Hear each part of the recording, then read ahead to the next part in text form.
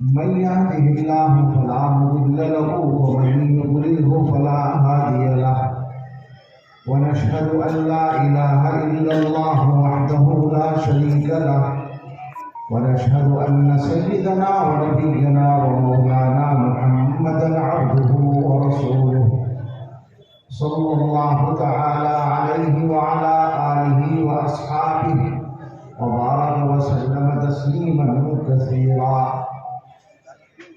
أما بعد فأعوذ بالله من الشيطان الرجيم.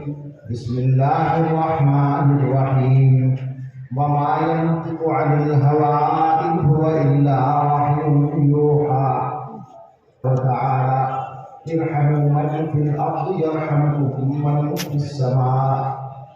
وبالسند المتصل للأساتذتنا إلى الشيخ الإمام الهمام الحافظ الحجة أمير المؤمنين في الحديث أبي عبد الله محمد بن إسماعيل بن إبراهيم بن المغيرة الإمام البخاري رحمه الله تعالى ونفعنا بعلومه وعلومه آمين أنه قال: باب قول الله ووضع الموازين القسط ليوم القيامة وأن أعمال بني آدم وقولهم يوزن. وقال مجاهد: القسطاس العدل الربوبية. ويقال القسط مصدر المقسط وهو العادل، وأما القاسط فهو الجاهل. وبه قال حدثنا أحمد بن أشكاب قال حدثنا محمد بن فضيل عن عمارة بن القعقاع عن أبي زرعة عن أبي هريرة رضي الله تعالى عنه قال: قال النبي صلى الله عليه وسلم: كلمتان حبيبتان إلى الرحمن خفيفتان على اللسان ثقيلتان في الميزان سبحان الله وبحمده سبحان الله العظيم. اللهم صل على سيدنا محمد وعلى آل سيدنا محمد وبارك وسلم. اللهم صل على سيدنا محمد وعلى آل سيدنا محمد وبارك وسلم. اللهم صل على سيدنا محمد وعلى آل سيدنا محمد وبارك وسلم. اللہ تعالیٰ کا شکر ادا کرتے ہیں اللہ کی تمام نعمتوں پر، اور سب سے بڑھ کر ایمان کی نعمت پر. اللہم لک الحمد بالایمان ولک الحمد بالقرآن ولك الحمد بالأهل والمال. اللهم لك الحمد بما هديتنا ولك الحمد بما سترتنا. أنت أهل التقوى وأهل المغفرة. اس کے بعد تمام ہی میزبان حضرات کا شکریہ، اور خاص طور سے اس قافلہ علمی کے سالار حضرت مولانا قاری محمد امین صاحب دامت برکاتہم کا اور ان کے تمام رفقائے کار کا، اور معذرت بھی ساتھ میں ان سے بھی اور دوسرے شیخ الحدیث صاحب سے بھی کہ حقیقت میں یہ تکمیل درس ان کا حق ہے. انہوں نے ایثار کر کے ایک مسافر کے حوالے کیا ہے جو کسی بھی طرح اس کا مستحق نہیں ہے. اللہ تعالیٰ ستاری کا معاملہ فرمائے اور ہم سب کے لیے اس مجلس کو نافع بنائے. عزیزم مولانا عبدالسلام صاحب نے، اللہ ان کو سلامت رکھے، نام میں سلامتی ہے، جو کچھ میرے بارے میں کہا وہ تو ان کی فصاحت و بلاغت کا ثبوت تھا، لیکن جو دارالعلوم دیوبند کے بارے میں کہا یا دارالعلوم پوکھرن کی دارالعلوم دیوبند سے نسبت کے بارے میں وہ صحیح تھا.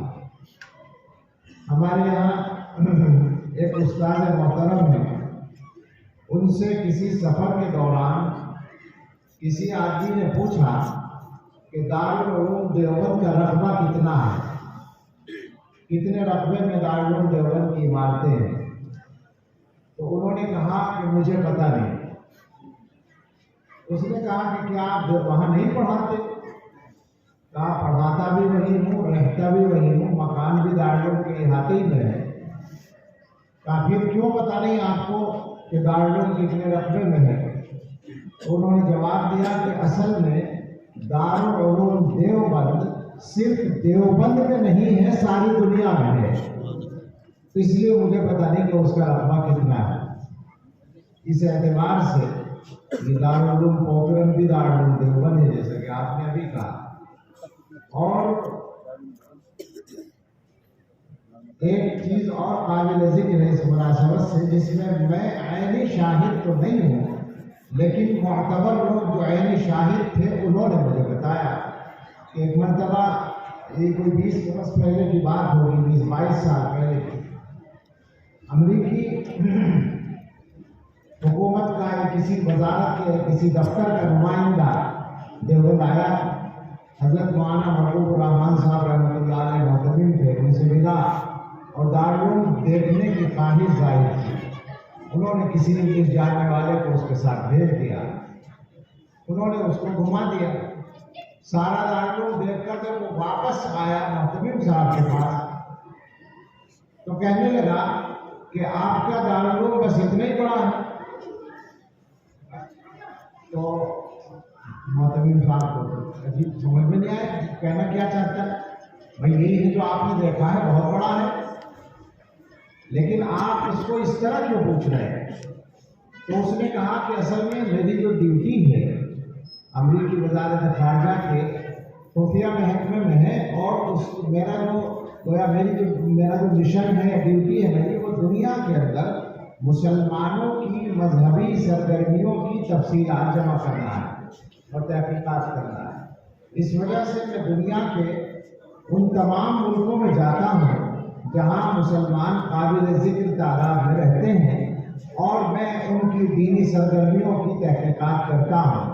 تو میں دنیا میں جہاں بھی گیا اور آپ کے مذہب کا کوئی کام مضبوطی کے ساتھ ہوتا ہوا پایا اور اس کی جڑ کو اڑیدا تو اس کے نیچے سے دیوبند نکلا۔ اس لیے میں سوچتا تھا کہ یہ ادارہ کتنا بڑا ہوگا۔ اللہ تعالیٰ سے دعا کرے کہ اللہ ہمیں ان بزرگوں کے طریقے پر ثابت قدم رہنے کی توفیق دے جن کا اخلاص بھی پہاڑوں جیسا تھا اور علم بھی پہاڑوں جیسا تھا، بلکہ علم سمندر جیسا تھا۔ اللہ ہمیں اہلیت عطا فرمائے۔ فی الحال تو صحیح بات یہ ہے کہ بس ہم ان کے نام لیوا ہیں، اس کے علاوہ کوئی اور قدر مشترک بظاہر نہیں ہے۔ اللہ تعالیٰ ہم سبھی کو علم نافع بھی عطا فرمائے۔ جب کہیں بخاری شریف کا آخری درس ہوتا ہے تو بولنے والے کے سامنے عام طور سے یہ مسئلہ ہوتا ہے کہ وہ درسی مضامین کو مجمع عام کے سامنے کیسے پیش کرے، یا پھر یہ کہ عام لوگوں کی رعایت کرے جو طلباء کا حق کیسے ادا ہو۔ لیکن اس وقت جو آپ کے سامنے گناہ گار بیٹھا ہے اسے تو کچھ آتا جاتا ہی نہیں ہے، اس کے لیے بہت آسان ہے عام فہم بات کرنا، اس لیے کہ کچھ اتنی باتیں یاد نہیں ہیں۔ البتہ کچھ ضروری باتیں جو اپنے بڑوں سے سیکھی ہیں وہ اس مناسبت سے آج کی جائیں گی، اور یہ کوشش ہوگی کہ آپ طلباء کی دلچسپی بھی ہو اور عام لوگوں کی سمجھ میں بھی بات آ جائے۔ ہمارا یہ زمانہ ہے، اس میں ایمان کے لیے خطرات زیادہ بڑھ گئے ہیں۔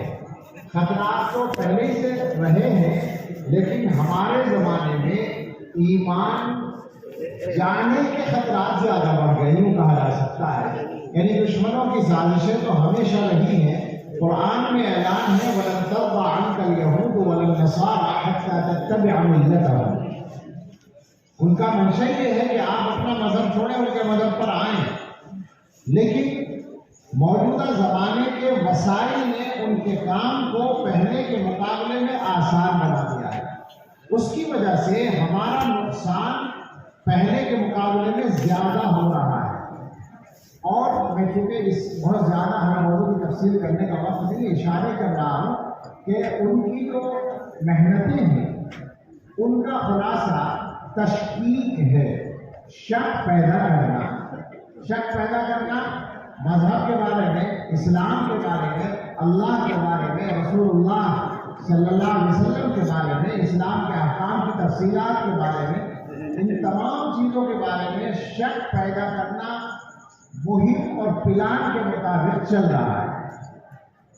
اور جو ہمارے بھائی علم کے اعتبار سے یا ایمان کے اعتبار سے کمزور ہے، ایمان کے اعتبار سے کمزور ہونے کا یہ مطلب نہیں کہ وہ بیچارے گاؤں کے رہنے والے ہیں، دور دراز کے دیہاتی آدمی ہیں، بلکہ ایمان کے اعتبار سے کمزور ہونے کا مطلب ہے کہ وہ ذہنی طور پر انہی کی کارگاہوں میں ڈھالے گئے ہیں، انہی کی تعلیم گاہوں میں ان کی تربیت ہوئی ہے.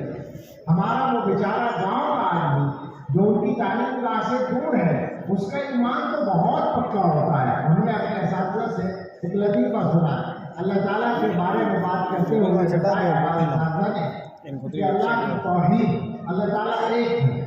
ہمارے زمانے میں جو موضوعات چھیڑے جاتے ہیں ان میں اللہ کا وجود بھی زیر بحث لایا جاتا ہے اور اللہ تعالیٰ کی توحید بھی زیر بحث لائی جاتی ہے. حالانکہ یہ اللہ کی طرف سے بندوں کے لیے عقلی موضوع ہے جو اپنی عقل سے ہر آدمی سمجھ سکتا ہے. اس پر شاید ہم ایک دو منٹ بعد میں بات کریں. وہ کہتے تھے کہ ایک عالم جنگل میں تھے، ایک کسان ہل چلا رہا تھا. انہوں نے سوچا کہ اس کا ایمان کیسا ہے، اس کو جانچنا چاہیے. تو انہوں نے پوچھا کہ تم اللہ کو ایک مانتے ہو؟ کہنے لگا ہاں اللہ کو ایک مانتا ہوں. کہا کیا دلیل ہے؟ کہنے لگا دلیل یہ ہے کہ اگر دوبارہ تم دلیل مانگو گے تو یہ حل تمہارے سر پہ مانگوں گا. یہ دلیل ہے. تو آپ سوچیں کہ ایسے آدمی کا ایمان خطرے میں نہیں پڑ سکتا. خطرے میں اس کا ایمان پڑتا ہے جس کے سامنے ڈیبیٹ میں موضوع چھیڑا جائے کہ صاحب خدا کو مانتے ہو، کبھی دیکھا بھی ہے خدا کو، اور وہ سوچنے بیٹھ جاتا ہے کہ ہاں دیکھا تو نہیں بات. اس کا مطلب یہ کمزوری پائی جاتی ہے. تو اس طرح کی جو صورتحال ہے یہ نہایت خطرناک بن چکی ہے. اور ہم مسلمانوں کے پاس اللہ تعالیٰ کی دی ہوئی توحید کی امانت ہے اور اسلام کی امانت ہے. ان دونوں امانتوں کے سلسلے میں ہماری ذمہ داری دو طرح سے بنتی ہے. ایک تو یہ کہ ہم اپنے لوگوں کو ثابت قدم رکھنے کے لیے آخری حد تک کوشش کریں اور اس کی کوشش کریں کہ ہمارا کوئی آدمی ہمارے قافلے سے پچھڑ نہ جائے.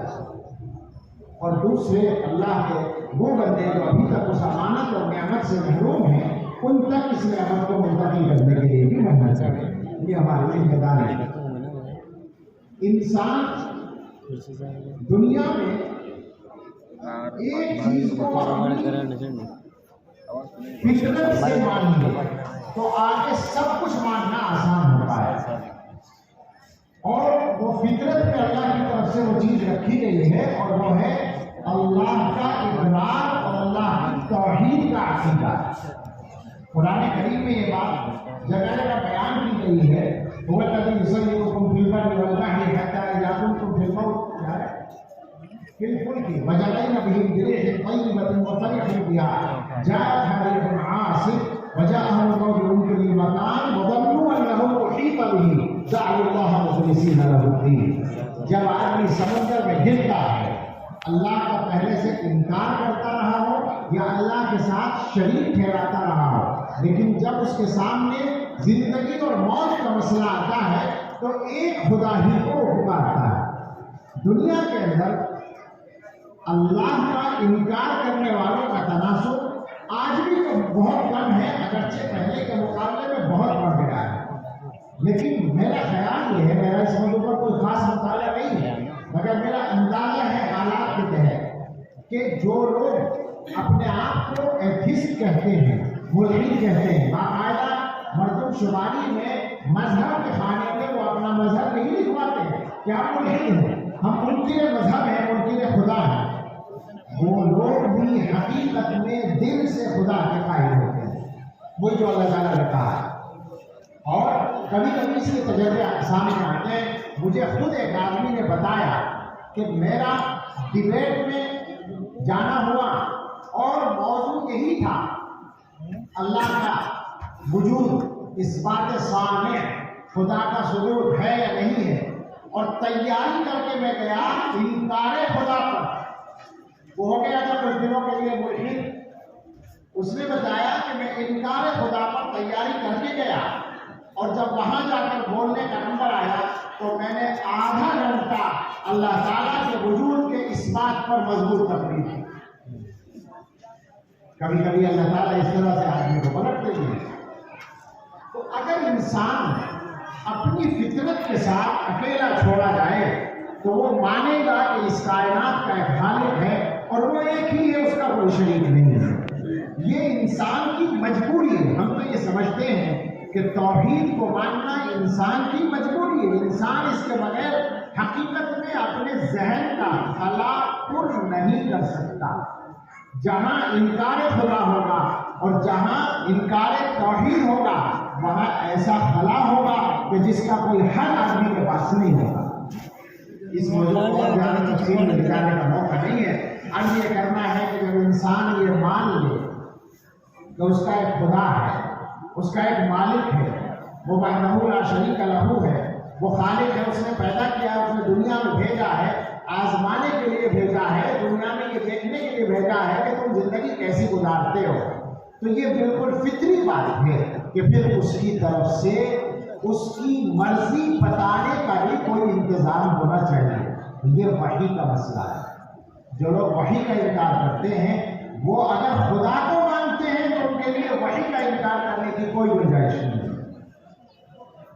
علامہ اقبال سے ایک صاحب نے کہا تھا، انگریز پروفیسر تھے جو لاہور کے کالج میں پڑھاتے تھے اور بڑی عمر کے آدمی تھے، اقبال ان کا احترام کرتے تھے۔ انہوں نے ایک دن اقبال سے کہا کہ آج شام کی چائے میرے ساتھ تھے، یہ چلے گئے۔ انہوں نے کہا کہ تم پڑھے لکھے آدمی ہو، میں تم سے ایک بات پوچھتا ہوں، کیا عام مسلمانوں کی طرح تمہارا بھی یہ عقیدہ ہے کہ قرآن حضرت محمد صلی اللہ علیہ وسلم پر اللہ کے یہاں سے نازل ہوا ہے؟ وحی کو تم بھی مانتے ہو؟ کیونکہ وحی کے خلاف بہت کچھ کہا گیا، لکھا گیا ہے، وحی کے خلاف موٹی موٹی کتابیں لکھی گئی ہیں۔ تو انہوں نے کہا کہ کیا تم بھی یہ مانتے ہو کہ قرآن اوپر سے نازل ہوا ہے؟ اقبال نے کہا بالکل مانتا ہوں، میرا عقیدہ ہے۔ انہوں نے کہا بھائی تعجب ہے، میں تو سمجھتا تھا کہ عام مسلمان مانتے ہیں لیکن تم جیسے پڑھے لکھے لوگ نہیں مانتے ہوں گے۔ علامہ اقبال نے کہا میں تو یوں مانتا ہوں قرآن کو کہ مجھے تو خود تجربہ ہے کہ مجھے یقین ہے حضرت محمد صلی اللہ علیہ وسلم پر قرآن نازل ہوا ہوگا، اس لیے کہ میرے اوپر شاعری نازل ہوتی ہے، مجھے تجربہ ہے۔ انہوں نے کہا کہ میں ایک خاص کیفیت مجھ پر طاری ہوتی ہے، اس کیفیت میں اشعار لکھتا ہوں اور کبھی کبھی قلم تیز چلانا پڑتا ہے، اتنی تیزی سے اشعار ذہن میں آتے ہیں اور وہ کیفیت جیسے ہی ختم ہوتی ہے قلم رک جاتا ہے، نظم نیچ میں رہ جاتی ہے اور پھر کئی دن تک کچھ بھی نہیں ہوتا، پھر وہی کیفیت آتی ہے تو اشعار ہوتے ہیں۔ تو میرے اوپر تو شاعری نازل ہوتی ہے، اس لیے مجھے یقین ہے کہ حضرت محمد صلی اللہ علیہ وسلم تو انسان اگر اللہ کو مان لے تو یہ ماننا اس کی مجبوری ہے کہ اللہ کی طرف سے ضرور نازل ہوگی، اس کے علاوہ راستہ ہی نہیں ہے انسان کے پاس زندگی گزارنے کا۔ تو اللہ تعالیٰ نے اپنے مخصوص بندوں پر اللہ اعظم یجعل رسالتہ اپنے انتخاب کرتے ہیں۔ اللہ یصطفی من الملائکۃ رسلا ومن الناس، ایک خاص انتخاب کے تحت اللہ تعالیٰ نے اپنے کچھ بندوں کو پیغمبر بنایا اور ان کا سلسلہ ختم کر دیا، مکمل کر دیا حضرت محمد رسول اللہ صلی اللہ علیہ وسلم۔ ان کو اللہ تعالیٰ نے اپنی وحی دو طرح سے عطا فرمائی، ایک تو یہ کہ اپنی طرف سے الفاظ بھی نازل فرمائے جس کو قرآن کہتے ہیں، اور ایک یہ کہ اپنی طرف سے ان کے دل میں اپنے احکام اور مضامین کا القاء فرما دیا جس کا اظہار ان کی زبان مبارک سے ہوا۔ وما ينطق عن الهوى ان هو الا وحی یوحی، قرآن اللہ کا کلام ہے اور اللہ کے پیغمبر اللہ کے ہی پیغمبر ہیں، وہ جھوٹے نہیں ہیں۔ ان دونوں باتوں کے ثابت کرنے کا انتظام اللہ تعالیٰ نے کر دیا۔ پیغمبر جھوٹے نہیں ہیں، اس کا انتظام معجزات سے ہوا۔ یہ فیصلہ کر کے ہوا کہ جھوٹے مدعی نبوت کی ذات کے ساتھ ہاتھ پر معجزہ ظاہر نہیں ہوگا، دنیا میں کوئی آدمی دعویٰ کرے کہ میں نبی ہوں تو فطری طور پر اس سے مطالبہ کیا جائے گا معجزے کا، عادت سے ہٹ کر کوئی بات دکھاؤ۔ یہ طے ہے اللہ کی طرف سے، جو آدمی جھوٹا ہوگا اس کے ہاتھ پر معجزہ ظاہر نہیں ہوگا، جس کے ہاتھ پر معجزہ ظاہر ہو جائے آپ مان لیں کہ وہ سچا نبی ہے۔ اور یہ سلسلہ حضرات انبیاء کے یہاں چلتا رہا، یہاں تک کہ حضرت محمد صلی اللہ علیہ وسلم کے ہاتھ پر اللہ تعالیٰ نے بے شمار معجزات ظاہر فرمائے۔ اور پھر قرآن کریم اللہ تعالیٰ کا کلام ہے، اس کا انتظام بھی اللہ تعالیٰ نے کر دیا، چیلنج دے کر دنیا کی تاریخ میں اسلام اور قرآن کو مٹانے کے لیے سب کچھ کیا گیا، مگر اس چیلنج کا کوئی جواب آج تک نہیں بنا۔ تو قرآن اللہ کا کلام ہے، اور حضرت محمد صلی اللہ علیہ وسلم پر اللہ تعالیٰ کی وحی کا جو دوسرا حصہ تھا وہ حدیث کی شکل میں سامنے آیا۔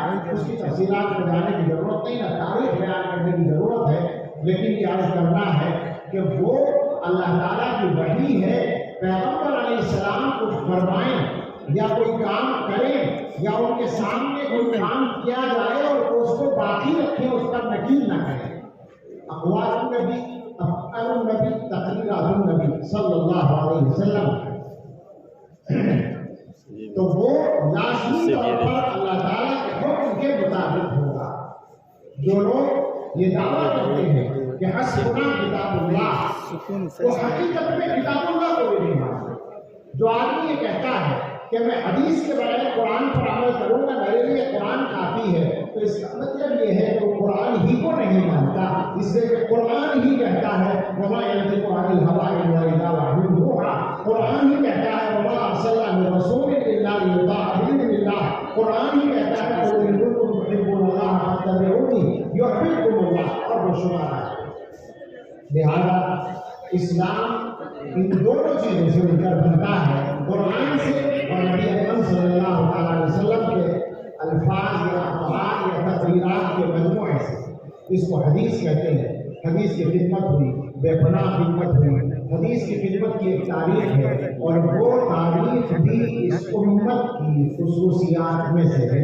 کوئی امت نظیر نہیں پیش کر سکتی کہ اس نے اپنے پیغمبر کے اقوال و افعال و واقعات کو محفوظ کرنے کا ایسا ریکارڈ قائم کیا ہو، اور پھر ان کو صحت کے ساتھ، صحیح اور کمزور کو الگ الگ کرنے کے ساتھ 3 لاکھ کے قریب انسانوں کے سارے احوال مرتب کر دیے ہوں، اور ہر ایک کے بارے میں لکھ کر رکھ دیا ہو کہ یہ سچا ہے، یہ جھوٹا ہے، مضبوط ہے، کمزور ہے، یہ ایسا اور وہ ایسا ہے۔ اس کی کوئی نظیر دنیا کے اخبار کے پاس نہیں ہے۔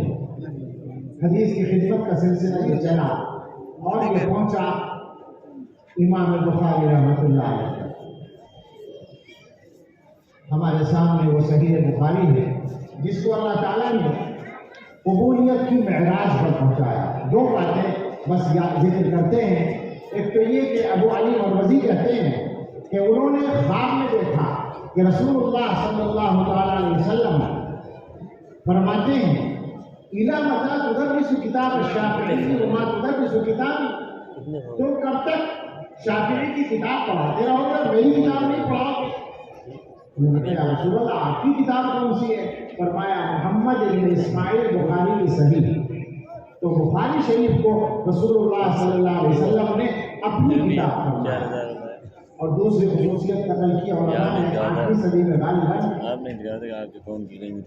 کہ بخاری شریف کی پوری قراءت کی گئی ہے کعبۃ اللہ کے اندر۔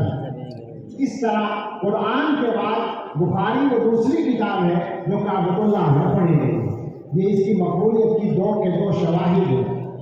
بخاری شریف کا یہ آخری حصہ آپ کے سامنے ہے۔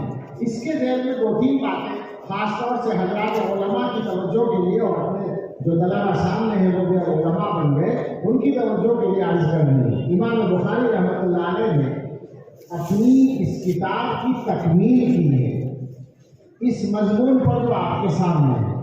یہ باب تو ہے باب قول اللہ ونضع الموازین القسط لیوم القیامہ، اور یہ باب حصہ ہے کتاب التوحید کا۔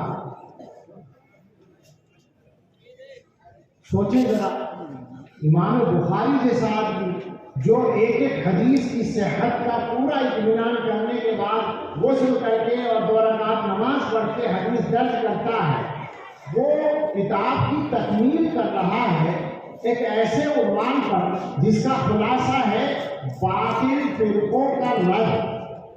کتاب التوحید ہمارا نسخہ ہے اور مستقبل کا غالباً نسخہ ہے کتاب التوحید والرد علی الجہمیۃ وغیرہ۔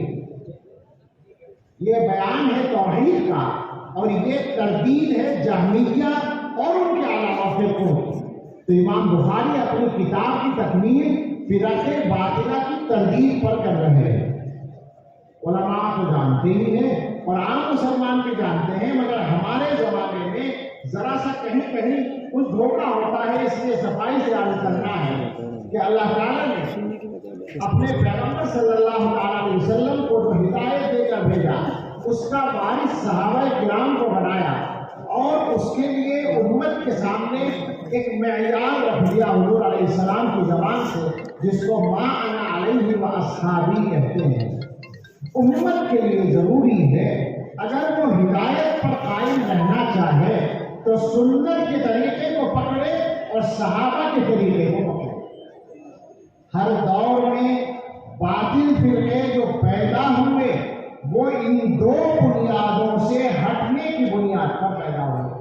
سب سے پہلے شیعہ فرقہ وجود میں آیا اور اس کے ساتھ ساتھ خوارج کا فرقہ۔ یہ دونوں فرقے ما انا علیہ و اصحابی سے ہٹے اور اسلام سے الگ ایک مذہب بن گئے۔ اس کے بعد علماء سے عرض ہے، خاص طور سے اپنے نوجوان فضلاء سے، کہ اس پہلو سے مطالعہ کریں امت کی علمی اور فکری تاریخ کا، تو پتہ چلے گا کہ جو بھی فرقہ بنا، جو بھی فرقہ وجود میں آیا وہ اسی طرح وجود میں آیا کہ اس نے سنت کو چھوڑا یا صحابہ کے طریق کو چھوڑا تو نیا فرقہ بن گیا۔ ہر دور میں اسی طرح سے فرقے بنتے آئے ہیں۔ اب یہاں ایک بات تو یہ ہے جو ہم نے عرض کی کہ معیار ہے حضور کی سنت، صحابہ کا طریقہ۔ دوسری بات یہ ہے کہ اگر کوئی اس راستے سے ہٹتا ہے تو یہ علماء کی ذمہ داری ہے کہ وہ بتائیں امت کو کہ یہ راستے سے ہٹا ہوا آدمی ہے یا یہ طبقہ راستے سے ہٹا ہوا ہے، یا کم سے کم یہ بتائیں کہ یہ صحیح راستہ ہے اور یہ غلط راستہ ہے۔ يعني هذا العلم من كل خلف عدول ينفون عنه تحريف الغالين وانتحال المبطلين وتأويل الجاهل۔ یہ امت کے علماء کی ذمہ داری ڈیوٹی مقرر ہے باقاعدہ۔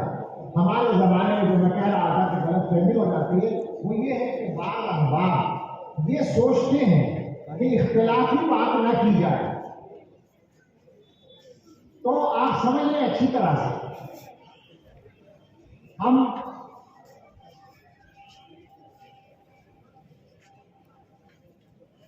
جو بھی فکری طور پر علماء دیوبند سے مربوط ہیں، وہ کسی بھی ادارے کے علماء ہوں، چاہے مظاہرون کے ہوں، چاہے شاہی علماء کے ہوں، چاہے ندوۃ العلماء کے ہوں، چاہے کئی اور کے ہوں، ہم سب عملی طور پر امت کے مفاد کے لیے اتحاد کرتے ہیں اور اتحاد کے قائل ہیں۔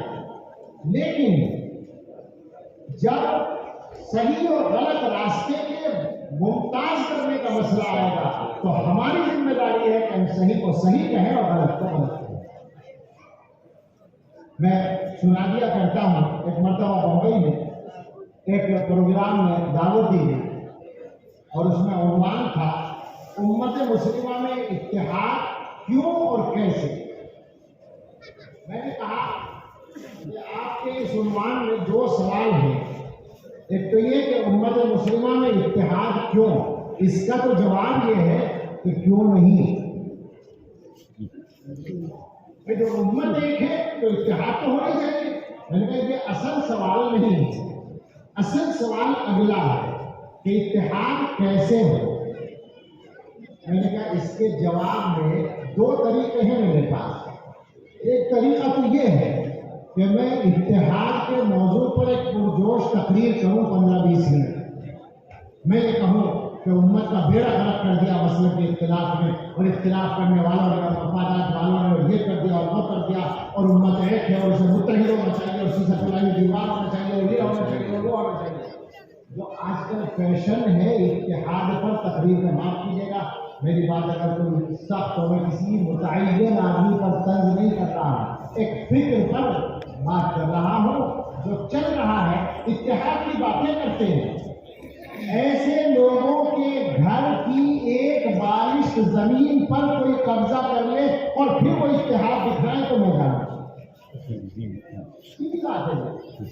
تم اپنی ذاتی زمین پر قبضہ ہو جائے تو وہاں مقدمہ کرنے کے لیے کیوں کھڑے ہوتے ہو؟ کیوں نہیں سوچتے کہ میں اختلاف نہ کروں؟ اپنے ذاتی معاملے میں اختلاف کرنے کا آپ کو حق ہے، اور اللہ کے دین کا کھلیا بگاڑا جائے اور آپ اتحاد کے نام پر باتیں کرتے ہیں، اس کی اجازت نہیں ہے، آپ یہ حق ہی نہیں۔ تو میں نے کہا ایک طریقہ تو یہ ہے کہ اتحاد کے موضوع پر ایک پرجوش تقریر کرو نا، تو 4 منٹ تک کی کوئی بات نہیں، اور آپ کو پسند آ جائے، مگر مجھے یقین ہے کہ اللہ کو پسند نہیں آئے گا، اور میری ذمہ داری ہے کہ میں وہ بات کروں جو اللہ کی پسند ہو میرے خیال۔ دوسرا جو صحیح جواب ہے وہ یہ ہے کہ اتحاد کیسے ہو، اس کا صحیح جواب یہ ہے کہ یہ دیکھو اختلاف کیسے ہوا۔ جب دو آدمیوں کے درمیان آپ صلح کرانے بیٹھتے ہیں تو یہی تو دیکھتے ہیں نا کہ کس بات پہ لڑائی ہے، پہلے اس کو دیکھو، اس کو سمجھنے کے بعد آپ اتحاد کا فارمولہ تیار کرتے ہیں۔ تو امت میں اختلاف جو ہوا وہ ما انا علیہ و اصحابی سے ہٹنے کی وجہ سے ہوا، تو ہماری طرف سے اعلان ہے ما انا علیہ و اصحابی پر آ جائیے، اختلاف ختم ہو جائے گا۔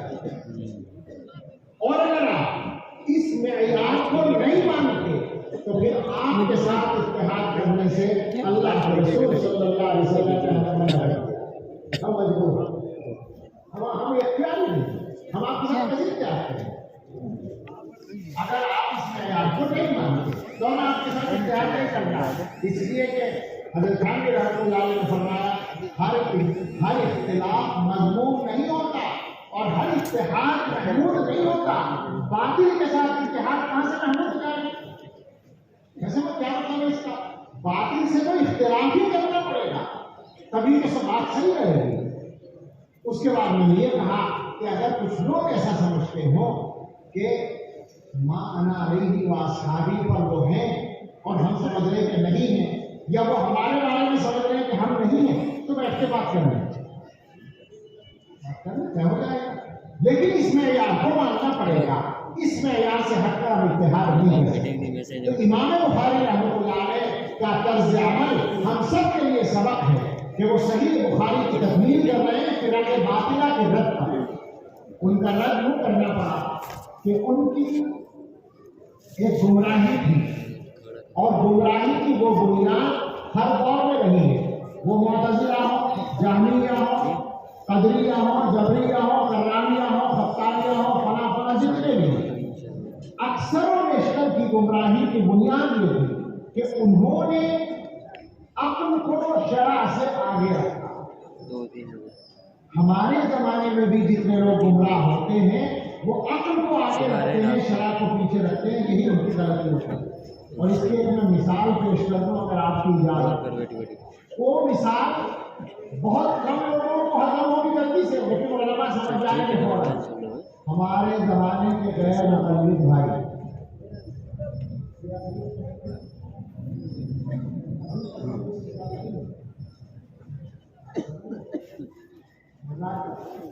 ہمارے زمانے کے غیر مقلد بھائی جو اپنے آپ کو اہل حدیث کہتے ہیں اور عام آدمی پر یہ روک پڑتا ہے کہ یہ حدیث کو مانتے ہیں، میں ان کے بارے میں جتنا میں نے سمجھا اور کیا مطالعہ کیا وہ سب سے بڑے اقلیت پسند ہے، اور وجہ یہ ہے کہ یہ بات، یہ جو ان کا نظریہ ہے کہ ہر مسئلے کے لیے حدیث لاؤ، یہ کسی حدیث سے ثابت نہیں، عقل کی بات ہے، خالی نہیں کہتے کسی کو قرآن حدیث کی کون سی دلیل ہے؟ یہ عام آدمی کو اپیل کرنے والا ایک نظریہ ہے، جس کے پاس دین کا صحیح علم نہ ہو اسے اچھا لگے گا کہ ہر مسئلے میں حدیث ہونی چاہیے، جبکہ علم والا جانتا ہے کہ ہر مسئلے میں حدیث ہو ہی نہیں سکتی۔ میں نے پڑھا ان کے ایک ادارے کا فتویٰ، سوال کرنے والے نے اس کتاب میں 3 سوال لکھے، انہوں نے 2 کے جواب دے دیے حدیث سے، اور تیسرے کے جواب میں لکھا کہ اس کے بارے میں کوئی حدیث نہیں ملی، آپ کہیں اور سے معلوم کریں اور جو معلوم ہمیں ہوتا ہے۔ بہت بڑے ادارے کا، ان کے بہت بڑے ادارے کا، میں کوئی مذاق یا الزام کی بات نہیں ہے، جو صحیح بات ہے بتا رہا۔ تو یہ سمجھنا کہ ہر مسئلے کے لیے حدیث ہونی چاہیے، یہ عقلی بات ہے، یہ شرعی بات نہیں ہے، یہ دھوکہ ہے۔ عام آدمی کو وہ سمجھاتے ہیں کہ یہ ابو حنیفہ کی مانتے ہیں یا شافعی یا مالک احمد کی مانتے ہیں، حدیث کی نہیں مانتے۔ ہم یہ کہتے ہیں کہ اگر محمد رسول اللہ صلی اللہ علیہ وسلم کے مقابلے میں کوئی آدمی کسی امتی کی بات مانے تو ان کو مسلمان رہنا مشکل ہے، کیسے ہو سکتا ہے؟ اختلاف یہ نہیں ہے کہ حدیث کو ماننا ہے یا ابو حنیفہ کو ماننا ہے، اختلاف یہ ہے کہ قرآن و حدیث پر عمل امام ابو حنیفہ اور شافعی مالک احمد جیسے علم کے سمندروں کی فہم کے مطابق کرنا ہے یا آج کل کے ان مولویوں کی فہم کے مطابق۔ مجھے بتائیں ہمارے اہل حدیث بھائی کس کے اوپر عمل کرتے ہیں؟ ان کا جو عالم بتاتا ہے اس پر عمل کرتے ہیں۔ تو اس کا مطلب یہ ہوا کہ اختلاف یہ ہے کہ ابو حنیفہ کو مانے، ابو حنیفہ کی بات مانے یا آج کے فرق فقط یہی ہے۔ اسی لیے ایک بڑھیا نے، ان سے زیادہ سمجھدار وہ بڑھیا تھی، ایک بڑھیا نے ایک آدمی سے مسئلہ پوچھا، انہوں نے کہا کہ میں تمہیں مسئلہ حدیث سے بتاؤں یا امام مالک کے قول سے؟ تو بڑھیا نے کہا امام مالک کے قول سے بتاؤ، اس لیے کہ امام مالک تم سے زیادہ حدیث جانتے ہیں۔ یہ ہے اصل مسئلہ۔ ہمارے استاد محترم حضرت مولانا ریاست علی صاحب رحمۃ اللہ علیہ کے سامنے ایک صاحب آئے، حقہ چل رہا تھا، وہ کہنے لگے، وہ وہیں سے آئے تھے، تو وہ کہنے لگے کہ حضرت یہ تو جائز نہیں تمباکو پینا۔ مولانا نے کہا کیوں؟ کہنے لگے قرآن میں ہے وَيُحَرِّمُ عَلَيْهِمُ الْخَبَائِثَ۔ مولانا نے کہا کہ حضرت گنگوہی رحمۃ اللہ علیہ نے جائز ہونے کا فتویٰ دیا ہے، پی سکتے ہیں، ضرورت ہے۔ اب اس کے جواب میں کیا ہوگا بتائیے؟ فوراً کہنے لگے میں تو آیت پیش کر رہا ہوں، آپ حضرت گنگوہی کا فتویٰ پیش کر رہے ہیں۔ مولانا نے فرمایا کہ میری مشکل یہ ہے کہ میں مقلد ہوں، بس اور کچھ نہیں کہا، میری مشکل یہ ہے کہ میں مقلد ہوں۔ مطلب یہ ہے کہ یہ آیت تو حضرت گنگوہی کو بھی معلوم ہے، مگر ان کے خیال میں تمباکو اس میں شامل نہیں ہے، تیرے خیال میں شامل ہے، تو تیری بات مانو یا امام ربانی کی بات مانو؟ یہ اصل اختلاف ہے۔ تو جن لوگوں کے یہاں عقلیت پسندی کا مزاج ہوتا ہے وہ صحیح راستے سے ہٹ جاتے ہیں۔ ہمیشہ یہ بات یاد رکھیں، اس مجمع میں بہت سارے ایسے لوگ ہوں گے جو تعلیم یافتہ ہوں گے مگر دین کا علم ضرورت کے بقدر ان کے پاس نہیں ہوگا۔ ان سے خاص طور سے یہ گزارش ہے کہ اپنی عقل کو کبھی معیار نہ بنائیں۔ ایک بات دو باتیں یاد رکھیں، ایک بات تو یہ کہ ہمارا دین عقل کے مطابق ہے، عقل کے تابع نہیں ہے، اور دوسری بات یہ کہ عقل کس کی ہے ذرا غور تو کریں، جس عقل کو آپ شریعت پر حاکم بنا رہے ہیں وہ عقل کس کی ہے؟ وہ آپ کی عقل ہے۔ تو آپ ہمیں بتائیں کہ آپ کی کون سی چیز ہے جو لامحدود ہے، جو آپ اپنی عقل کو لامحدود سمجھتے ہیں؟ حجت الاسلام حضرت تھانوی رحمۃ اللہ علیہ نے سمجھایا انسان کی تمام صلاحیتیں محدود ہیں۔ انسان کی دیکھنے کی صلاحیت ہے، ایک فاصلے تک دیکھتا ہے، اس سے آگے نظر نہیں آتا۔ سننے کی صلاحیت ہے، ایک فاصلے تک سنتا ہے، اس سے آگے سنائی نہیں دیتا۔ اسی طرح سے عقل کی بھی ایک حد ہے، عقل ایک حد تک ساتھ دیتی ہے، اس کے آگے عقل کام نہیں کرتی، اور ان کی سمجھ میں نہیں آتا۔ جگر جیسے شاعر کی سمجھ میں آ گیا تھا، معرفت جمال میں کام نہ آئے بالوں پر، عقل کہیں پہ گر پڑی چھوٹ گئی کہیں۔ اللہ کی معرفت ہے، اسباب کام نہیں آئے، کہیں نہ کہیں عقل کو چھوڑنا پڑے گا۔ تو دل میں تو آتا ہے، سمجھ میں نہیں آتا، بس جان گیا میں تیری پہچان یہ اللہ کے بعد ظاہر ہے عقل ہر جگہ کی چلے گا۔ تو عقلیت پسندی کی بنیاد پر انہوں نے اللہ تعالیٰ کی صفات، مجھے اس مجموعے کو مختصر کرنے والی کمی بات بہت لمبی ہو گئی، صفات باری کا انکار کیا ان تمام فرقوں نے، خاص طور سے جہمیہ نے کیا، اور معتزلہ نے بھی بعض چیزوں کا انکار کیا۔ عقلیت پسندی کی بنیاد پر، اور وہ یہ کہ ان کی عقل میں یہ آیا کہ اگر اللہ تعالیٰ کی صفات کو مانیں گے تو یہ مسئلہ کھڑا ہوگا کہ صفات حادث ہیں یا قدیم ہیں۔ اگر حادث مانے تو اللہ کے شاعر نشان میں، اور قدیم مانے تو تعدد قدامہ ہو جائے گا، یعنی شرک ہو جائے گا، توحید کے خلاف ہوگا۔ لہذا انہوں نے کہا صفات کا انکار کر دو، جس سر میں درد ہے اس سر کو کاٹ دو۔ یہی رائے ہے۔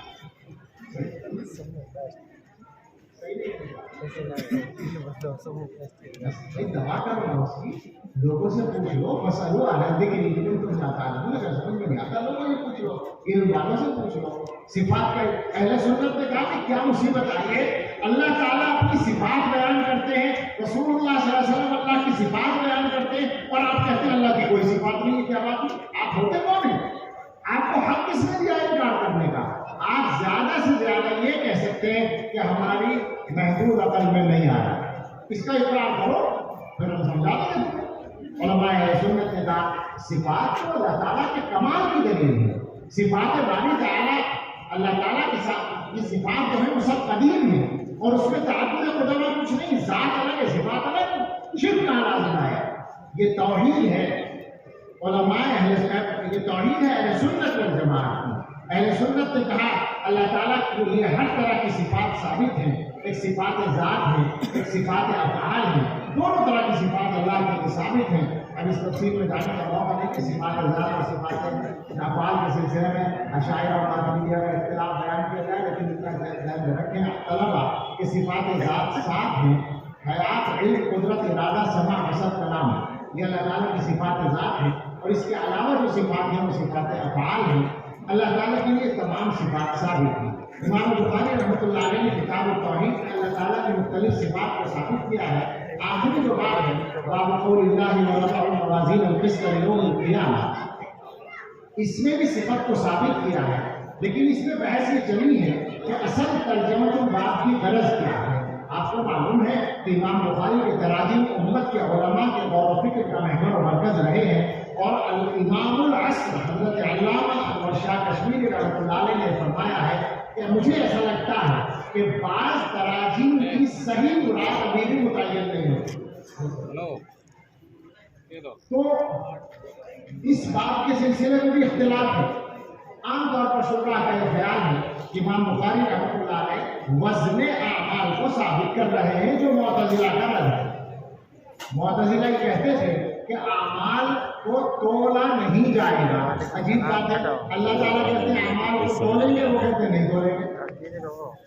اور کیوں کہتے ہیں؟ اس لیے کہ کیسے تولیں گے؟ اب ان سے کوئی پوچھے کہ اللہ تعالیٰ تم سے پوچھے کہ کیا کیسے تولیں گے؟ جب اللہ تعالیٰ فرماتے ہیں کہ ہم تولیں گے تو آپ کون ہوتے ہیں انکار کرنے والے؟ کیونکہ عقل میں نہیں آیا کہ اعمال کیسے تولے جائیں گے۔ اعمال کو اعراض ہے، ان کا تولنا الاعراض العطف کا زمانی کیسے بننے کو ان کو تولا جائے، لہٰذا انکار کرتا ہے۔ علامہ ابن قیم رحمۃ اللہ علیہ نے فرمایا یہ وزن اعمال تفصیلی بحث کی ضرورت نہیں ہے۔ ہمارے پڑھنے کے زمانے میں بہت بحث ہوتی تھی اور بہت اقوال ذکر کیے جاتے تھے، لیکن ہمارے زمانے میں ہر چیز کو دنیا میں ناپا جاتا ہے، تولا جاتا ہے۔ اعمال کا تولنا اللہ کے لیے کبھی مشکل نہیں تھا، ہمارے لیے اب سمجھنا آسان ہو گیا ہے۔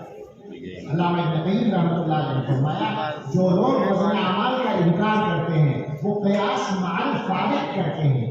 بات یہ ہے عالم تین ہے، ایک عالم دنیا ہے، ایک عالم برزخ ہے، ایک عالم آخرت ہے۔ تینوں عالموں کے معاملات بالکل الگ الگ ہیں۔ جو لوگ یہ سوچتے ہیں کہ اعمال کو کیسے تولا جائے گا وہ عالم دنیا اور عالم آخرت کو قیاس کر رہے ہیں، حالانکہ یہ بالکل غلط قیاس ہے۔ حق تو یہ ہے کہ عالم دنیا کے اندر بھی دو طرح کے وجود ہوتے ہیں اور دونوں وجودوں میں فرق ہوتا ہے۔ ایک وجود خارجی ہوتا ہے، ایک وجود ذہنی ہوتا ہے، دونوں میں فرق ہے۔ مثال کے طور پر آپ ہاتھی کا تصور کریں، ہاتھی آیا ذہن میں؟ ہاتھی آیا؟ کتنے سے ذہن میں ہاتھی آیا؟ یہی جواب ہے۔ باہر ہاتھی کے لیے یہ گیٹ بھی شاید کافی نہ ہو، اور ذہنی وجود میں فوراً ہاتھی آ گیا۔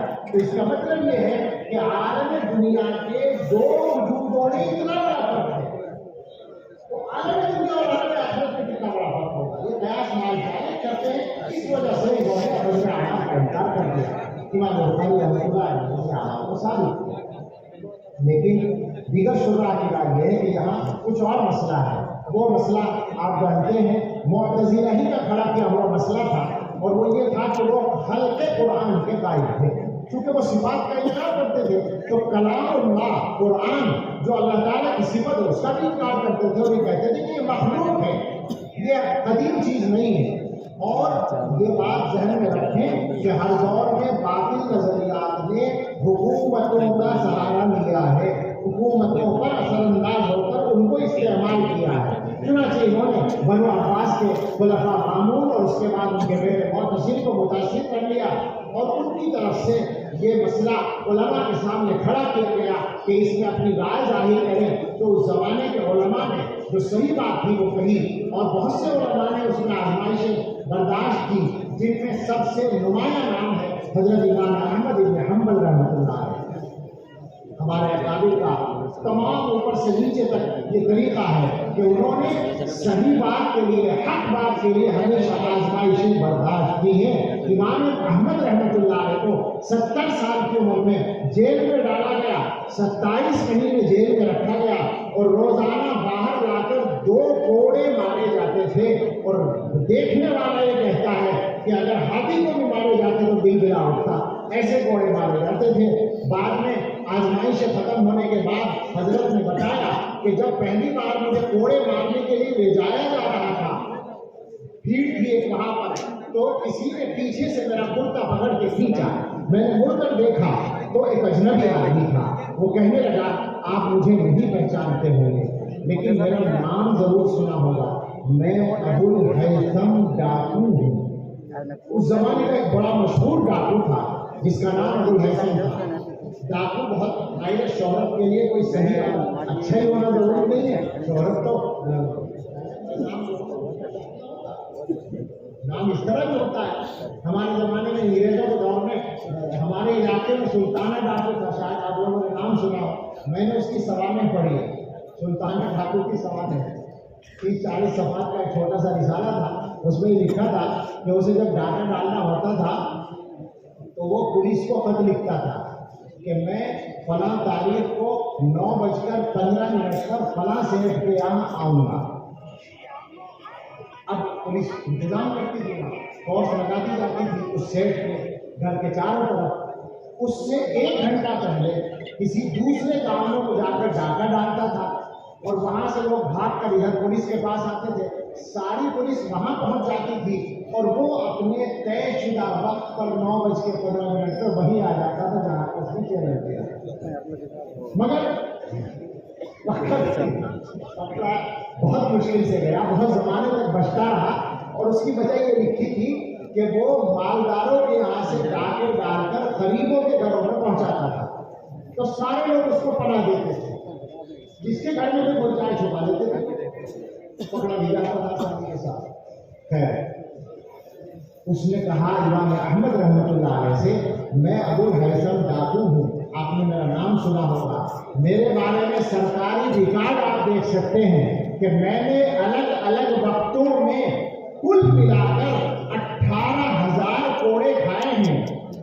اس نے کہا امام احمد، میں نے دنیا کے لیے، کمینی دنیا کے لیے 18,000 کوڑے کھائے ہیں، تم اللہ کے لیے، حق کے لیے کوڑے کھانے جا رہے ہو، پھسل مت جانا، استقامت اختیار کرنا. چنانچہ امام احمد رحمۃ اللہ علیہ نے استقامت اختیار کی اور اللہ نے ان کو سرخرو کیا.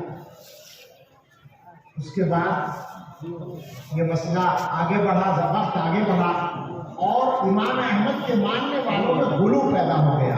اس امت میں یہ بھی ہوتا ہے کہ جب صحیح علمی سرپرستی نہ رہے، علماء اس لفظ کو ذہن میں رکھیں، سب کو معلوم ہے میں نئی بات نہیں کر رہا ہوں. جب صحیح علمی نگرانی اور سرپرستی نہ رہے تو کسی بھی کام میں غلو آ جاتا ہے. ہر دور میں ایسا ہوتا ہے.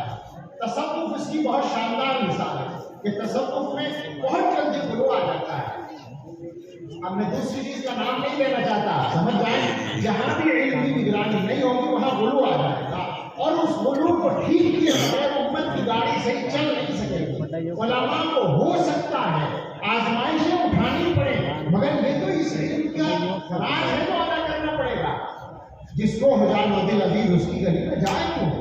بھئی آپ عالم بنے کس کے لیے؟ اگر آپ آزمائشوں سے ڈرتے ہیں، ہم اللہ سے آزمائش نہیں مانگتے، عافیت مانگتے ہیں. ہم تو بہت کمزور ہیں، ہم اپنے لیے اور اپنے تمام بھائیوں کے لیے عافیت مانگتے ہیں، لیکن یہ گزارش کرتے ہیں کہ حق کو حق کہنے کے لیے اور غلط کو غلط کہنے کے لیے اگر آزمائش کا سامنا کرنا پڑے تو کریں گے، کرنا ہی چاہیے. یہ فرض منصبی ہے، یہ ذمہ داری ہے. تو امام احمد کے ماننے والوں میں غلو پیدا ہوتا ہے اور انہوں نے کہا قرآن بھی قدیم، قرآن کا کاغذ بھی قدیم، روشنائی بھی قدیم، گٹا بھی قدیم، سب کچھ قدیم، یہاں تک کہ تلفظ میں قرآن بھی قدیم، جو ہم پڑھتے ہیں قرآن یہ بھی قدیم. اب امام بخاری کا زمانہ ہے. امام بخاری رحمۃ اللہ علیہ نے اس کے سلسلے میں حق کو ظاہر کیا اور بتایا کہ نہیں بھائی، تلفظ میں قرآن قدیم نہیں ہے، یہ حادث ہے. یہ وہ مسئلہ ہے جس میں امام بخاری کو آزمائش کا سامنا کرنا پڑا، اور یہ شخصیت جس کی آج تک علمی دنیا پر حکومت ہے اور قیامت تک رہنے والی ہے، اس کو حق مسئلہ بیان کرنے کی پاداش میں وطن چھوڑنا پڑا اور اپنے وطن میں مرنا نصیب نہیں ہوا، وطن میں جا کر انتقال ہوا. علامہ انور شاہ کشمیری اور علامہ ابن قیم رحمۃ اللہ علیہما کی رائے یہ ہے کہ امام بخاری اس مسئلے کی طرف اشارہ کر رہے ہیں، اور وہ اس طرح سے کہ اللہ تعالیٰ اعمال کو بھی تولیں گے اور اقوال کو بھی تولیں گے. بندہ قرآن پڑھتا ہے تو اس کا قرآن پڑھنا یہ ایک عمل ہے، ایک فعل ہے یا قول ہے کہہ لو. اور جب اعمال کو تولا جائے گا، اقوال کو تولا جائے گا، تو وہ ہلکے بھی ہوں گے اور بھاری بھی ہوں گے. تو ہلکا اور بھاری ہونا یہ حادث ہونے کی دلیل ہے. تو تلاوت جو ہے وہ حادث ہے، اور متلو جو ہے قرآن اس کو نہیں تولا جائے گا وہ قدیم ہے. تو امام بخاری بیان کرنا چاہتے ہیں کہ تلاوت الگ ہے، متلو الگ ہے. قرآن قدیم ہے، اس کا پڑھنا یہ قدیم نہیں ہے. بہرحال یہ دو رائے میں نے بیان کرتے ہیں اور بھی محدثین نے اعلیٰ ذکر کی ہیں. اب آسانی اس میں ہے کہ ہم الفاظ کا ترجمہ کر لیں. باب قول اللہ، یہ باب ہے اللہ تعالیٰ کے اس ارشاد کے بیان میں وَنَضَعُ الْمَوَازِينَ الْقِسْطَ لِيَوْمِ الْقِيَامَةِ. ہم قیامت کے دن انصاف کے لیے، مفعول لہو ہے اور لام یوم القیامہ میں ازلیہ ہے، قیامت کے دن انصاف کے لیے ترازویں رکھیں گے. اب یہ بحث ہے ترازویں چھوٹی یا بہت ساری ہوتی، دونوں اقوال ہیں. لِكُلِّ رَجُلٍ مِيزَان یا لِكُلِّ عَمَلٍ مِيزَان یا لِكُلِّ طَبْقَةٍ مِيزَان، مختلف اقوال ہیں. اور بعض نے کہا میزان ایک ہی ہوگی مگر بہت بڑی ہوگی، اس لیے اس کو جمع سے تعبیر کیا گیا. وَأَنَّ أَعْمَالَ بَنِي آدَمَ، اور یہ کہ بنو آدم کے اعمال و اقوال کو تولا جائے گا. امام مجاہد کا قول نقل کر رہے ہیں، کیونکہ امام بخاری کی عادت ہے کہ آیت میں کوئی لفظ آتا ہے تو اس کی تفسیر بھی کرتے ہیں، یا اس سے ملتا جلتا کوئی لفظ ہو اس کی بھی تفسیر کرتے ہیں. کس کا لفظ آیا تو قسطاس کی تشریح کر رہے ہیں کہ امام مجاہد جو ابن عباس رضی اللہ عنہ کے شاگرد ہیں، انہوں نے فرمایا قسطاس رومی زبان میں انصاف کو کہتے ہیں. اس کے بعد قسط کا لفظ آیا ہے تو فرماتے ہیں کہ قسط مقصد کا مصدر ہے، معنی کے اعتبار سے، لفظوں کے اعتبار سے قسط قاصد کا مصدر ہے. مگر عربی زبان کا عظیم حسن ہے کہ مصدر کے معنی بالکل الگ اور مشتق کے معنی بالکل الگ. مصدر کے معنی انصاف کرنا اور مشتق کے معنی قاصد کے معنی ظالم ہے. تو انصاف کے معنی میں باب افعال میں جانا پڑتا ہے. ویقال القسط مصدر المقصد باعتبار اشتقاق کبیر، اشتقاق کبیر کے اعتبار سے، ورنہ اشکال ہوگا. اور جہاں تک قاصد کی بات ہے جو قسط سے براہ راست نکلا ہے اس کے معنی ظالم کے ہیں. حدیث نقل کی ہے اپنے استاد احمد بن اشکار سے. احمد حمد سے ہے. پہلی حدیث نقل کی تھی حمیدی سے، وہ بھی حمد سے ہے. اشارہ ہے کہ الحمدللہ اولا و آخرا. الحمدللہ تمام تعریفیں اللہ کے لیے. ہم نے سنا ہے اپنے اساتذہ سے کہ ہمارے اساتذہ کے استاد تھے مدارسوں میں حضرت مولانا صدیق احمد صاحب کشمیری رحمۃ اللہ علیہ، وہ امام النحو تھے. وہ ترجمہ کرتے تھے الحمدللہ کا ہر فرد حمد از زبان ہر حامد من الازل الى الابد مختص للہ تعالی. یہ ترجمہ ہے الحمدللہ کا. اس کے بعد یہ جو حدیث ہے نقل کی ہے امام المحدثین سیدنا ابو ہریرہ رضی اللہ تعالیٰ عنہ سے، جو 5374 احادیث کے راوی ہیں. وہ فرماتے ہیں کہ نبی صلی اللہ علیہ وسلم نے ارشاد فرمایا دو کلمے ایسے ہیں جو رحمان کو پسند ہیں، زبان پر ہلکے ہیں اور میزان میں بھاری ہیں، سبحان اللہ و بحمدہ سبحان اللہ العظیم۔ دو تین باتیں کہہ کے بات ختم کرتے ہیں۔ رحمان کا لفظ بولا ہے خالی قافیے کے لیے نہیں، خالی سجا کے لیے نہیں، حکمت ہے۔ محدثین نے کہا بندوں کی بات اللہ کو پسند آئے یہ محض اللہ کی رحمت ہے اور کوئی بات نہیں۔ بندوں کی زبان سے نکلنے والا کوئی لفظ اللہ تعالیٰ کے شایان شان ہو یہ نہیں ہو سکتا۔ امام ربانی حضرت مجدد الفسانی رحمۃ اللہ علیہ کا قول حضرت نقل کرتے ہیں، وہ فرماتے تھے کہ بندہ چاہے جتنی بنا سنوار کر عبادت کر لے وہ اللہ تعالیٰ کے شایان شان نہیں ہو سکتی۔ اللہ کی شان اس سے وراء الورا ثم وراء الورا ثم وراء الورا۔ تو اللہ تعالیٰ بندوں کے کلمات کو پسند کرے کہ ان کی رحمت ہے، اس لیے اشارہ کیا حبیبتانی الرحمن۔ زبان پر ہلکے ہیں وہ آپ جانتے ہی ہیں، تجوید کے اعتبار سے بھی ہلکے ہیں۔ ثقیلتان فی المیزان اس لیے ہیں کہ ان دو کلموں کا مضمون وہ ہے جو اللہ تعالیٰ اپنے بندوں سے چاہتے ہیں۔ اللہ تعالیٰ بندوں سے کچھ نہیں چاہتے، اللہ بے نیاز ہے بالکل۔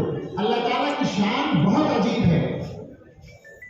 ایک حدیث جو میں نے خطبے میں پڑھی تھی میں چاہتا ہوں اس کا ترجمہ کروں، اس لیے کہ اللہ تعالیٰ کی شان کو ہم لوگ بہت جلدی بھول جاتے ہیں۔ جلدی سے میں اس کا ترجمہ عرض کرتا ہوں، شاید ترجمہ ہی کافی ہو۔ اللہ تعالیٰ کی طرف سے رسول اللہ صلی اللہ علیہ وسلم نے نقل کیا کہ اللہ تعالیٰ فرماتے ہیں یا عبادی، اے میرے بندو، انی حرمت الظلم علی نفسی وجعلتہ بینکم محرما، اے میرے بندو میں نے تم اپنے اوپر بھی ظلم حرام کر رکھا ہے اور تم کو تمہارے درمیان بھی ظلم کو حرام کیا ہے، فلا تظالموا، تو آپس میں ایک دوسرے پر ظلم نہ کریں۔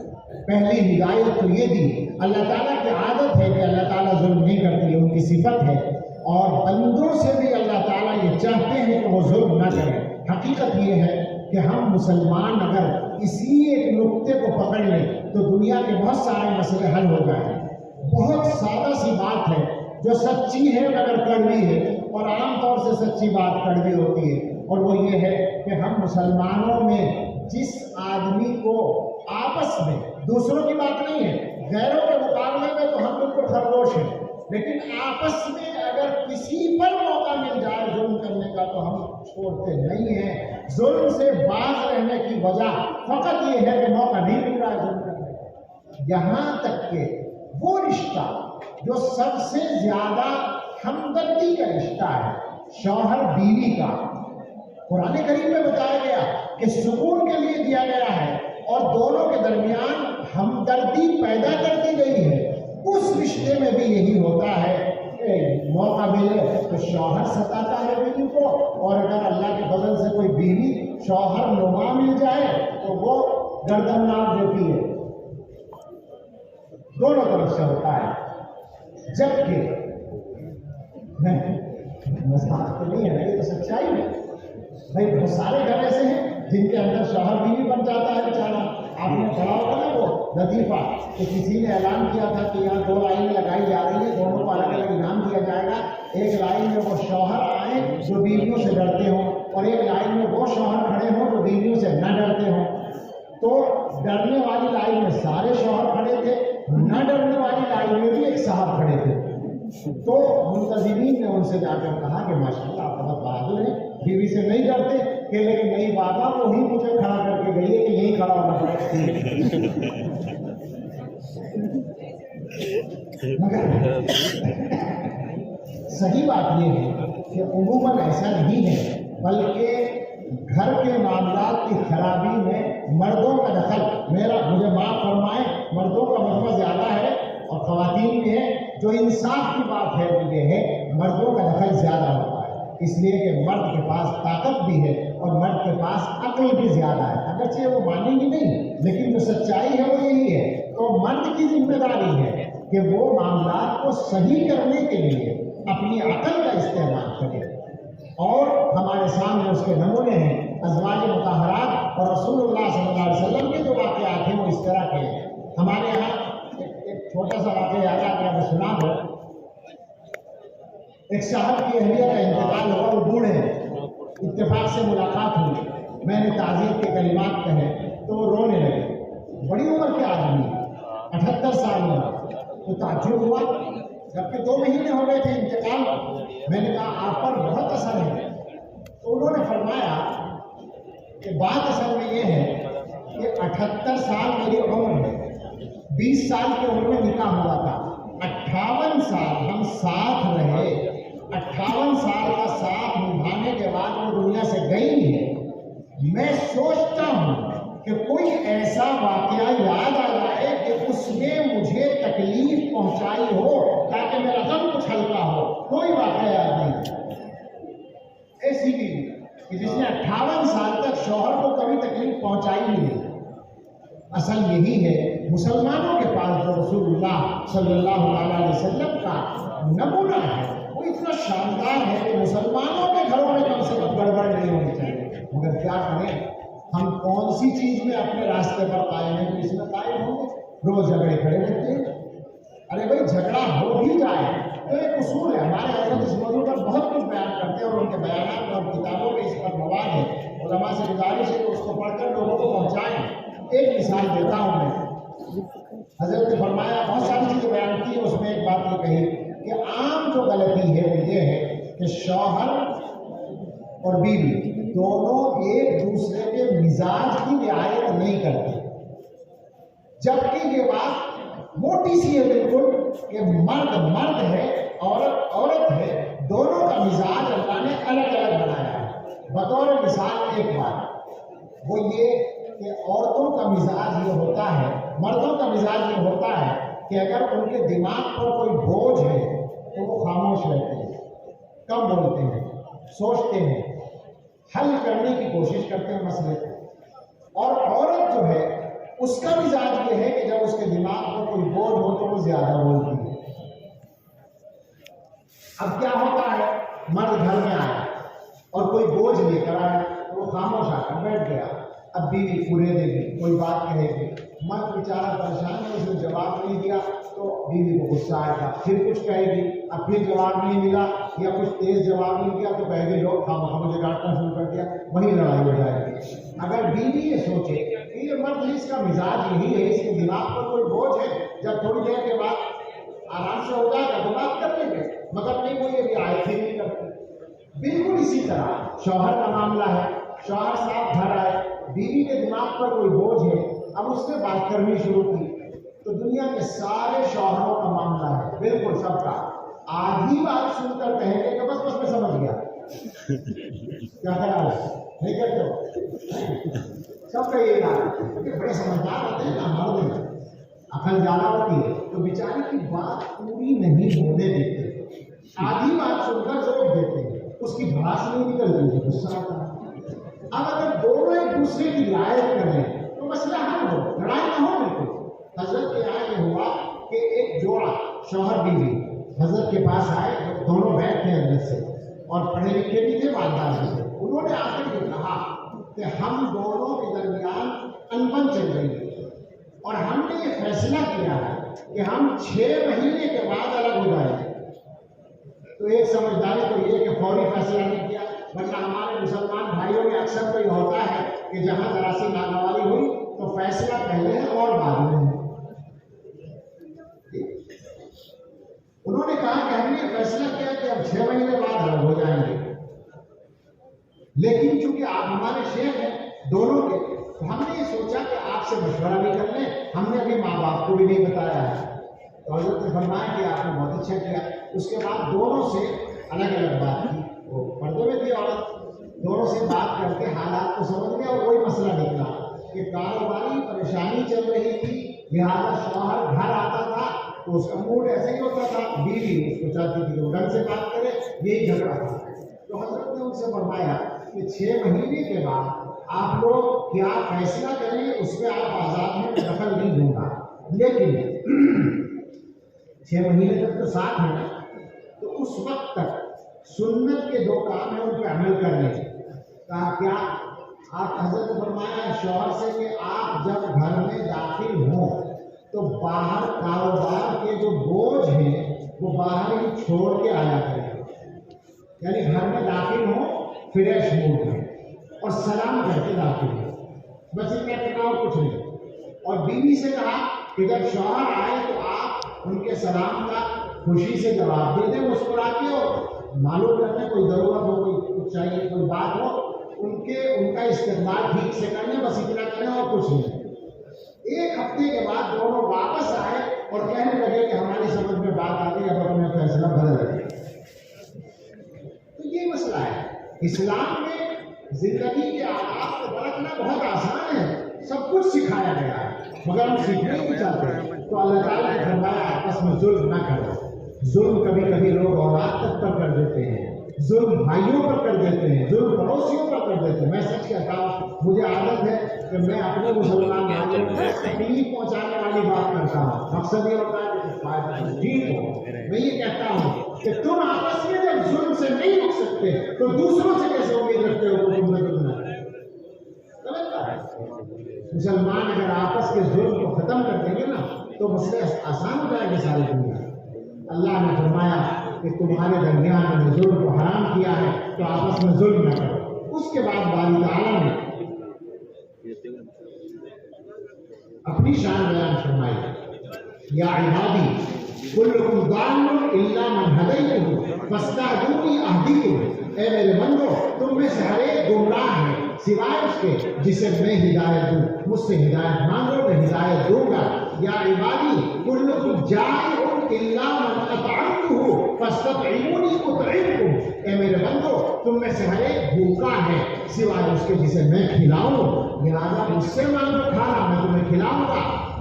یا عبادی کلکم عار الا من کسوتہ فاستکسونی اکسکم، اے میرے بندو تم میں سے ہر ایک بے لباس ہے سوائے اس کے جسے میں کپڑا پہناؤں، تو مجھ سے کپڑا مانگو میں تمہیں لباس پہناؤں گا۔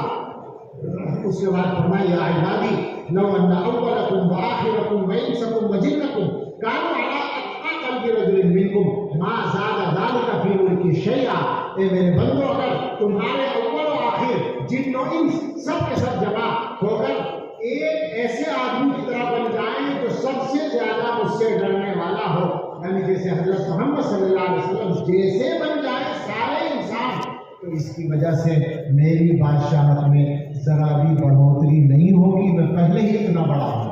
وَلَوْ أَنَّ أَوَّلَكُمْ وَآخِرَكُمْ وَإِنسَكُمْ وَجِنَّكُمْ كَانُوا عَلَىٰ أَفْجَرِ قَلْبِ رَجُلٍ مِّنكُمْ مَا نَقَصَ ذَلِكَ مِن مُلْكِي شَيْئًا، اور اگر یہ سارے کے سارے بدترین نافرمان کی طرح ہو جائے، مثلا ابلیس کی طرح ہو جائے، شیطان کی طرح، تو اس سے میری بادشاہت میں کوئی کمی نہیں آئے گی۔